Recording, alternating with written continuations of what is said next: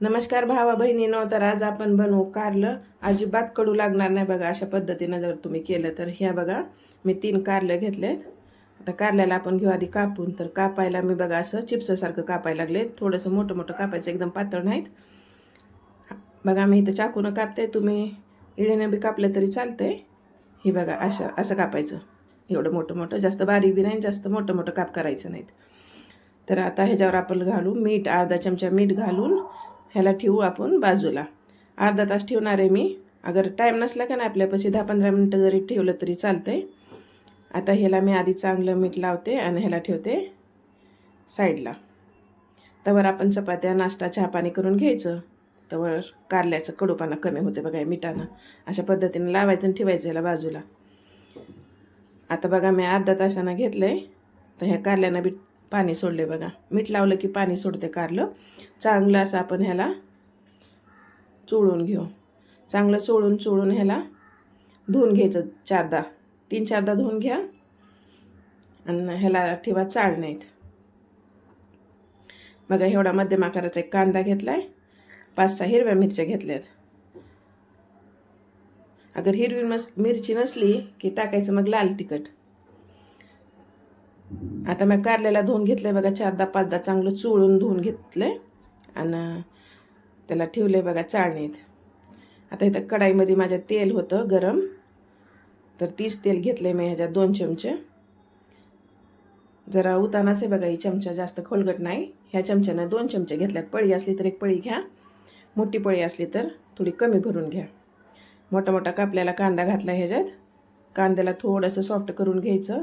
म्हणजे थोडंसं मऊ झाला कांदा की लगेच ह्याच्यात हिरवी मिरची टाकून घ्या. करायला लई सोपी आहे बघा ही रेसिपी. आणि खायला बी लई चांगली लागते. बिलकुल कडू लागत नाही कारलं. तुमच्या घरात कारलं कोणी खात नसलं ना तर अशा पद्धतीनं करा. 4-4 पळ्या घेऊन खातील बघा ही कारल्याची. असं बनविलं की. तर बघा हे कारलं मी धुवून झाऱ्यात ठेवलं होतं. तर ह्याला चांगलं असं कचकाटून दाबून पिळायचं. सगळं पाणी काढून टाकायचं बरं का. तर बघा मी चांगलं ह्याला दाबून पिळते आणि टाकते ह्याच्यात. कांदा नुसतं मऊ करून घ्यायचा आणि हिरवी मिरची टाकायची.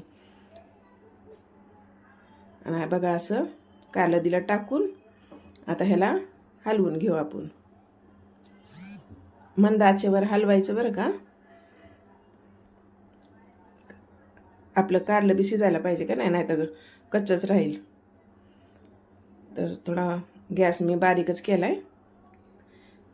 एकदा हलवून घेतला. आता मीठ चवीपुरतं टाकते. छोटा अर्धा चमचाहून बी कमी टाका. सुक्या भाजीला मीठ कमीच टाकायचं बरं का. तर बघा अशा पद्धतीने मी ह्याला हलवून घेतले. आता ह्याच्यावर परत झाकते आणि ह्याला शिजायला ठेवते. बारीक गॅस करूनच शिजायला ठेवायचं असलं. असं बघा पसरून टाकायचं सगळं कारलं. पसरून टाकलं की चांगलं मऊ होतं आहे. तर बघा आता आपण आपली परात उघडू. 3-4 मिनटंच ठेवायचं, जास्त नाही. तर बघा इथं 4 मिनटं झालेत आणि आता मी ह्याची परात उघडली. आता ह्याला एकदा चांगलं हलवून घेऊ. बघा तुम्ही गॅसला बघा बरं का, मंदच आहे.